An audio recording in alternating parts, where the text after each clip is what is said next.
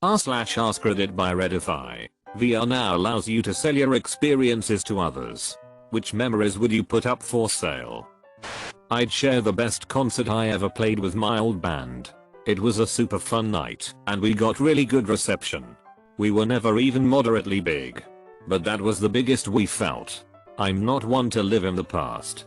But man, I crave that feeling every now and then. I feel this wholeheartedly. My band played so many local shows at VFWs and dive bars where nobody gave a hit about what was going on. Or stayed outside smoking until their friends' bands came on. It was awful. But those few shows where we played decent venues with good crowds and got amazing reactions. I'd pay good money to have that feeling again. The first set I ever played was at the Roxy. I had all of 3 weeks of bass training before going up there. And our lead singer's entire extended family of like 50 people flew in to see it. Plus friends of mine and randoms. One of the most terrifying and exhilarating experiences I've ever had. I think there'd be a real market for sporting victories. The rush of winning a big race/game in the midst of the total agony of giving every last ounce of effort is a unique euphoria. I think people would pay handsomely to experience that. Or the opposite. Like if I was Bill Buckner. I would sell my Miss Grounder memory and people would be like, damn. That did take a weird hop. Underrated comment. Similarly, Cody Parkey could sell his Feel Joel memory and people would be like, damn. That did feel good. It was just hip to the line. I sat next to Quentin Tarantino in a theater at one of the first screenings of the Edgar Wright movie The World's End. And for the subsequent Q&A with Wright, Peg and Frost. He was very animatedly laughing and loving it the entire time. As a movie dork, that was a pretty once in a lifetime experience. That's awesome. Where was the theater located? I met this girl when we were both youth camp counselors over one summer. I asked her out after the first week was over. We went out a few times. Then we took a picnic up a nearby canyon and just kind of lazed about on a big old blanket from my parents' house. I decided it was time for a DTR to find the relationship. I asked her, hey, so I'm in. Like, total likeage with you here. How are you feeling? I'm in total likeage with you. Too. She became my girlfriend. I would share that moment when she said she liked me back using the same awkward, dorky language I used. Then we just laid on the blanket, held hands, and stared at the clouds together for about an hour. Pure bliss. We've now been married for 11 years and have 4 amazing kids together and are currently building our dream house. Can I VR into your whole life please? Yoshikage would like to know your location. My dreams. Last night I befriended a serial killer and just evaded being murdered a whole dream. Get your popcorn. You dreamt you were Lorne Michaels. I dreamt you were in bed with SHREK. Snorkeling in Norma Bay in Hawaii. Initially, my wife and I went with the intent of staying an hour or two, having a picnic while we dried off, then hiking up Diamond Head. I felt like a kid again looking at all the pretty fish. My wife got out first, and I just did not want to stop. We decided to come back again on one of our last days and spend all day there. Damn. That was a good day. I'd buy that. The day we went they closed the beach due to all the jellyfish breeding. Ducking jellyfish. Dying and coming back to life after 4 minutes of being clinically deceased. Truly an experience. Can we get a free trial version? No problem. But you only get 50% of the experience. Having a snowball fight at the North Pole while standing next to nuclear submarine. Attending a cookout atop of the same submarine while traversing the Panama Canal. Scuba diving in Guam. Snow skiing Black Diamonds in Jackson Hole. Navy will buy the first 2 for advertising. The third one was likely because of the Navy too. The time I went to a paranormal circus. It was fantastic. A red and black tent popped up in the mall parking lot overnight and advertised a weekend-long paranormal circus. I couldn't find anyone to go with me, so I went by myself. It was so much fun. They had zombie nurses running the snack stand. Light up creepy masks and costumes for sale. Everyone was dressed like dark steampunk. When they opened the gates to get into the main tent we had to go through an area with open cages to signify the monsters had been let out or something. I got directed to my seat by a lady, and as I walked down the corridor to the main tent, a man with underbite fangs and a jungle cannibal style costume started chasing after me with a chainsaw. Haha. Hey. That's one way to get people in. When I got there I had semi-front row seating. Not right at the stage, but the row behind those. Right on the walkway near the action, and face to face with the performers. Chainsaw Dude apparently liked me because he jumped on the seat next to mine and yelled out the show was starting. There were nicely dressed vampires handing out light up cups full of slushes and bags of cotton candy. Ick now. The good stuff. Then a hooded dude with a demon's voice came on stage and announced that if anyone there was scared of the dark to leave then and there. Well, with that the show began, and a tiny clown in blood stained clothes came on the stage. The rest of the show was amazing. Scares, stunts, girls in spiked boxes escaping, people in boxes being set on fire, creepy mimes, people being volunteered to perform questionable acts. At one point one guy was doing flips on this huge spinning rod in the air and almost fell twice. I'll admit, I screamed. 11/10 would go back again. But it was a one-time random thing in our small town. Sounds like the Night Circus. You'd probably enjoy that book. I was hoping to find another fan of the Night Circus.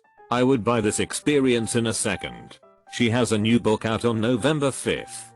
Called The Stoller Sea. I've been waiting years for her next book. I would sell a typical day of me walking through my city. It would allow people to see what life is like from the perspective of a dwarf. You'd get to see how it feels when everyone and everything towers over you. And experience how inaccessible so many places are. And of course, how much unwanted attention you get from strangers. The photographs taken of you. The pointing, staring and comments. Maybe schools could use it to help kids empathize with people who are different. Likewise, from the perspective of a wheelchair, Lyme disease and babesiosis put me in one for a long time. I'm super outgoing, and it amazed me how ignored I suddenly became. Serving staff at restaurants, etc. wouldn't make eye contact or always speak to me directly. You better believe that I go out of my way to do so with others in that position now. While I was in a wheelchair, my mom took me to a barber. They ignored me and just talked to my mom until I'd been replying for a few sentences. I hope that was just an odd person, not an occasional thing. I didn't experience it again for the additional month or so I was in public in the wheelchair for what it's worth. Not as wild as some of the others, but I'd sell the memory of a summer I had when I was 16. My parents were away and I had the apartment to myself for an entire summer. There were two huge groups of friends I hung out with, among whom were a few real, solid buddies that I'd known my whole life and a few others less permanent, but very cool and funny individuals. My best friend and I dated a pair of best friends. And while I liked my girl enough I wasn't head over heels.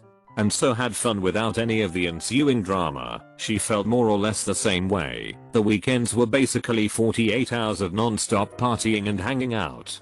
Feels like I saw the sun rise every day. Not a ducking care in the world. I think about it a lot now. Decades later. I've got a great family and a good job. But man do I miss that freedom. As someone who is going on 16 soon.